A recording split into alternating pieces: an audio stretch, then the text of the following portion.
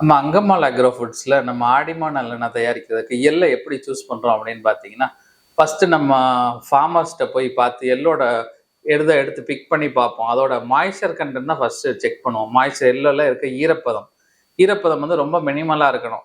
அப்பதான் வந்து நம்ம ஆயிலுக்கு நல்லா அது டேஸ்ட் அண்ட் அரோமா நல்லா கொடுக்கும். So next FFA free fatty acid எவ்வளோ இருக்குன்னு செக் பண்ணுவோம். அதை ப்ரொக்யூர் பண்ணிட்டு வந்து ஃபர்ஸ்ட் ப்ராசஸ் ஆஃப்டர் ரிசீவிங் இந்த எல்லாம் வந்து நம்ம ஃபேக்டரியில் ரிசீவ் பண்ண பிறகு என்ன பண்ணுவோம் அப்படின்னா சன் ட்ரை பண்ணுவோம். அதாவது வெயிலில் காய வைப்போம்.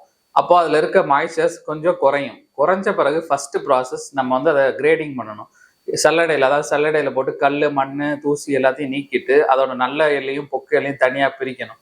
ஃபைன் எல்லை மட்டும் தனியாக பிரிஞ்சு வந்துடும்.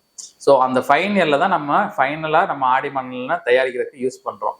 அந்த கிரேடிங் பண்ணி அந்த ஃபைன் எல்லை நம்ம கோல்ட் ப்ரெஸ் முறையில் தயாரித்து அந்த எள்ளு ஆயிலாக கன்வெர்ட் ஆன பிறகு ஆயிலை வந்து என்ன பண்ணுறோன்னா ஒரு பேட்ச் ஆயிலையும் நம்ம டெஸ்ட் பண்ணுறோம்.